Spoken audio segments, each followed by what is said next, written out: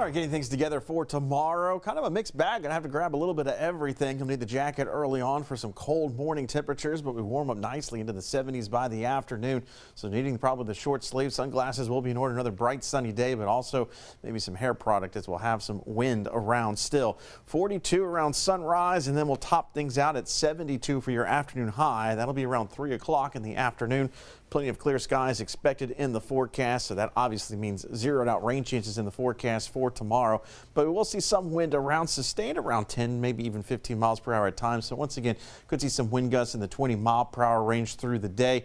Winds will be out of the west, so we're still dealing with that drier air mass, but the air flow from west to east is bringing in some warmer air to our west, and that is going to be allowing for that temperature warm up heading into tomorrow. So again, there's the warmer air off towards the west. We've still got this big dip in the jet stream that's pulling down the colder air along the eastern half of the country, and we're going to get a reinforcing shot here, but it's going to just bypass us to the east. We may get clipped by a front here as we go into Saturday, so we may see temperatures at least briefly drop once again a couple of degrees going from Friday to Saturday into Sunday morning, and then quickly rebounding once we get past that as the ridge off towards our west begins to build. So what does that mean for your weekend? Well, let's give you a first alert to the outlook. We've got lots of parades rolling on Saturday. We've lowered temperatures. We were thinking we'd be in the 70s for Saturday.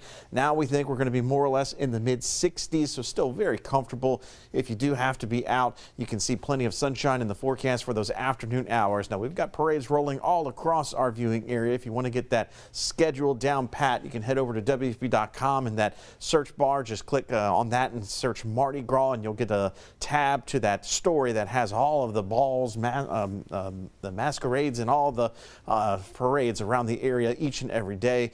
You'll see that temperatures will be in the 60s and 50s by the time we head towards the evening hours tomorrow. Saturday. So if you do have plans to be to an evening parade, you may want to have that heavier jacket. As we look towards Mid-City Gras on Sunday, temperatures in the 70s. So again, we'll see that rebound in temperature after a little bit of a brief drop off as we look towards Saturday. But this next front that arrives on Saturday, not going to have any moisture to work with. We still got very dry air in place, so we're keeping things dry all the way through the weekend. Some slight rain chances, though, start to pop up as we head into the middle of next week. That as southerly wind flow returns to our area, so we're going to build in some moisture off the Gulf. There's not going to be a big trigger for widespread rain potential or thunderstorm action. It's more or less going to be of the isolated 20% variety. So let's show you that here with our available moisture forecast. With the flow we've got right now, kind of north and westerly flow, that's continuing to usher in the drier air. We're not going to see any changeover until we get into early parts of next week. So you can even see by Saturday more of that distinct northerly wind flow from